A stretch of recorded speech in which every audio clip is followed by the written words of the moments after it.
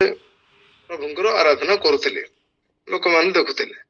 ତାପରେ ପ୍ରଭୁ ମତେ କହିଲେ ଗୋଟେ ପର୍ଟିକୁଲାର ଘରକୁ ଯିବା ପାଇଁ, ବାଘ ପରିବାର ତାଙ୍କ ଘରକୁ ଯିବା ପାଇଁ ପବିତ୍ର ଆତ୍ମା ମତେ ପ୍ରବର୍ତ୍ତାଇଲେ ଏବଂ ମୁଁ ତାଙ୍କ ଘରକୁ ଗଲି। ଆଉ ଗଲା ପରେ ମୁଁ କବାଟଟାକୁ ନକ୍ କଲି। ନକ୍ କଲା ପରେ ଆଉ ମୁଁ ଜଷ୍ଟ କହିବା ପାଇଁ ଚାହୁଁଛି ଯେ ପ୍ରଭୁ କେମିତି ଜ୍ଞାତ କରାନ୍ତି ଆଉ ପ୍ରଭୁ କେମିତି ମିରାକଲ କରନ୍ତି ସେ ବିଷୟରେ ମୁଁ ଆପଣଙ୍କୁ କହୁଛି। ନକ୍ କଲା ପରେ ଭଉଣୀ ମାନେ ତାଙ୍କ ଯିଏ ବୋହୂ ଥିଲେ ସେ ଫିଟିଲେ, ପାଷ୍ଟର ବାବୁ ନମସ୍କାର କଲେ। ମୁଁ କହିଲି ନମସ୍କାର, ଆପଣ ଭଲ ହେଲା ଆସିଲେ। ମୁଁ କହିଲି କଣ ହେଲା? ନାଇଁ ବାବାଙ୍କୁ ପାରାଲାଇଜ ହେଇଗଲା, ବାବାଙ୍କୁ ମୋ ଶ୍ୱଶୁରଙ୍କୁ ପାରାଲାଇଜ ହେଇଗଲା ଆଉ ତାଙ୍କୁ ହସ୍ପିଟାଲ ନେଇଛନ୍ତି 4 ଜଣ ଆଉ ଆଣ୍ଟି ହେଇକି ନେଇଛନ୍ତି ବୋଲେରୋରେ। ଆଚ୍ଛା ଠିକ ଅଛି, ନାଇଁ ଏବେ ତାଙ୍କେ ଆସୁଛନ୍ତି, ଆପଣ ବସନ୍ତୁ। ମୁଁ ବସିକିରି ଜଷ୍ଟ ଆତ୍ମାରେ ପ୍ରାର୍ଥନା କରୁଛି ଆଉ ପ୍ରଭୁଙ୍କୁ ଧନ୍ୟବାଦ ଦଉଛି ଯେ ପ୍ରଭୁ ତୁମେ ମତେ ଏଇଥିପାଇଁ ଆଣିଲ କି ଆଣିଲ ବୋଲିକିରି ମୁଁ ଧନ୍ୟବାଦ ଦଉଛି। ଆଉ ଯେତେବେଳକୁ ଗାଡି ଲାଗିଲା ମାନେ ବୋଲେରୋଟା, ଅଙ୍କଲକୁ 4 ଜଣ ଧରିକିରି ଟେକିକିରି ଆଣିଲେ ଯେହେତୁ ସେ ପାରାଲାଇଜ ହେଇଯାଇଥିଲେ। ଆଉ ଚେୟାରରେ ଯେତେବେଳକୁ ବସିଲେ ତାଙ୍କ ଆଖିରୁ ଲୁହଟା ଝରି ଯାଉଥିଲା। ମୁଁ କହିଲି ଅଙ୍କଲ କାନ୍ଦନି, କିଛି ଅସୁବିଧା ନାହିଁ। ଆଉ ଫଟାଫଟ ୱିଦାଉଟ ଡିଲେ କରିକିରି ମୁଁ ପ୍ରାର୍ଥନା ଆରମ୍ଭ କରିଦେଲି। ଆଉ 2ଟା ଗୋଡକୁ ଧରିକିରି ମୁଁ ପ୍ରାର୍ଥନା କଲି। ଆଉ ପ୍ରାର୍ଥନା କରି ସାରିଲା ପରେ ମୁଁ ତାଙ୍କ 2ଟା ହାତକୁ ଧରି ଯୀଶୁଙ୍କ ନାମରେ ଛିଡା ହୁଅ ବୋଲି କହିଦେଲି। ଆପଣ ବିଲିଭ କରନ୍ତୁ, ସେ ଅଙ୍କଲ ଫଟାଫଟ ଛିଡା ହେଇଗଲେ।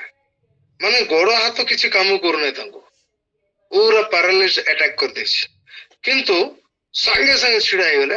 ଆଉ ଛିଡା ହେଇଗଲା ପରେ ମୁଁ କହିଲି ତୁମର ବେଡରୁମକୁ ଆଉ ଡ୍ରଇଂ ରୁମକୁ ତୁମେ ଚାଲ, ମାର୍ଚିଂ କଲା ପରେ ଚାଲ।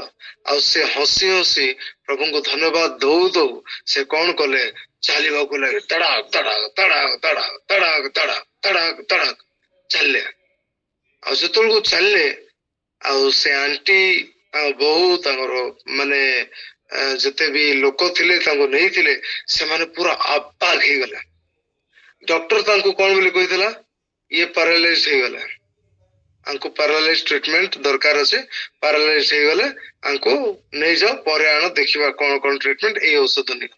କିନ୍ତୁ ପ୍ରଭୁ ସେଦିନ ଗୋଟେ କମ୍ପ୍ଲିଟ ପାରାଲାଇଜ ଲୋକକୁ ପ୍ରାର୍ଥନା ଦ୍ଵାରା, ବିଶ୍ୱାସ ଦ୍ଵାରା ଛିଡା କରିଲେ ଆଉ ଚଲେଇଲେ। ଆଉ ତାଙ୍କ ଝିଅ ପୁଅ ମାନେ, 2ଟି ଝିଅ 2ଟି ପୁଅ, ସେମାନେ ବହୁତ ନିରାଶ ହେଇକିରି ଥିଲେ। ବଡ ପୁଅ ଜଷ୍ଟ ବାଙ୍ଗାଲୋର ବାହାରିଥିଲେ, ସାନ ପୁଅ ତାଙ୍କୁ ୱାଇଜାଗ ଛାଡିବାକୁ ଯାଇଥିଲେ। ବଡ ପୁଅ ବୋହୁ ତାଙ୍କ ନାତି ସବୁ ବାଙ୍ଗାଲୋର ବାହାରିଲେ, କାହିଁକି ନା ବାପା ଭଲ ଅଛନ୍ତି, ସବୁ ଭଲ ଅଛନ୍ତି, ବାଙ୍ଗାଲୋର ତାଙ୍କେ ରହନ୍ତି, ସେମାନେ ଗଲେ। ସାନ ପୁଅ ଝିଅ ରହୁଛି କୋରାପୁଟରେ, ଆଉ ଗୋଟେ ଝିଅ ସୁନାଡରେ। ଏମିତି ହେଇକିରି ବହୁତ ସେମାନେ ବ୍ୟତିବ୍ୟସ୍ତ ଥିଲେ ଏଇ ଖବରଟାକୁ ପାଇକିରି। ଆଉ ଯେତେବେଳକୁ ଭିଡିଓ କରାଗଲା, ଆଉ ଭିଡିଓ କରା ହେଇକିରି ତାଙ୍କୁ ପଠାଗଲା, ସେମାନେ ମଧ୍ୟ ବହୁତ କାନ୍ଦିଲେ। ପ୍ରଭୁ ଆମେ କଣ ଦେଇ ତୁମକୁ ଧନ୍ୟବାଦ ଦେବୁ। ଆଉ ସେ ଯିଏକି ପାରାଲାଇଜ ଥିଲେ, ପ୍ରଭୁ ତାଙ୍କୁ ଉଠେଇଲେ ଏବଂ ମାର୍ଚିଂ କରେଇଲେ। ସେ ଖୁସିରେ ଆନନ୍ଦରେ ହାତ ଗୋଡ ସବୁ ବହୁତ ବଢିଆ ତାଙ୍କର ହେଇଗଲା। ପ୍ରେଜ ଦ ଲର୍ଡ। କିନ୍ତୁ ସେ ପ୍ରଭୁଙ୍କ କୋଳକୁ ଚାଲି ଯାଇଛନ୍ତି, ସେ ଆଉ ନାହାନ୍ତି। ସେ ପାରାଲାଇଜ ହେଇକିରି ଯାଇନାହାନ୍ତି, ସେ ଭଲ ହେଇକିରି ରହିଲେ ବହୁତ ଦିନ, ତାପରେ ସେ ଚାଲିଗଲେ। ହାଲେଲୁୟା। ତେବେ ମୁଁ ସେଦିନ ଯଦି ଘରେ ରହିଯାଇଥାନ୍ତେ, ଏ ଛାଡ କିଏ ଯିବ, ରାତି ହଉଛି, ସେ ପ୍ରଭୁଙ୍କର ଦାସ ଆସିଲେ ମତେ ହିଣ୍ଡରିଂ କଲେ। ତାଙ୍କୁ ମୁଁ ଦୋଷ ଦଉନାହିଁ, କିନ୍ତୁ ଶୈତାନ ବାଧା ଦେବା ପାଇଁ ଚେଷ୍ଟା କଲା। ସିଏ ଆସି କହିଲେ ନାଇଁ ଆପଣଙ୍କ ରୁହନ୍ତୁ, ଆମେ ତ ଆସିଛୁ। ତାପରେ NSC ମାର୍କେଟରେ ଆଉ ଗୋଟେ ପ୍ରଭୁଙ୍କର ଦାସ ମୋର 30-35 ମିନିଟ ଖାଇଦେଲେ।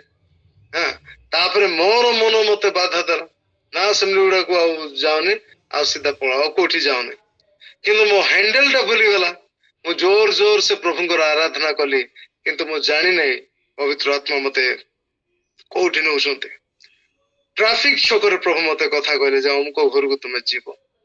ଆଉ ସେଇଠୁ ମୁଁ ସେଇ ଘରକୁ ଗଲି, ଆଉ ପ୍ରଭୁ ତାଙ୍କୁ ସମ୍ପୂର୍ଣ୍ଣ ଆରୋଗ୍ୟ ଦେଇଥିଲେ। ପ୍ରଭୁ ଏ ସାକ୍ଷ୍ୟ ଦେଇ ସମସ୍ତଙ୍କୁ ଆଶୀର୍ବାଦ କରନ୍ତୁ। ଆମେନ୍। ପ୍ରେଜ୍ ଦ ଲର୍ଡ।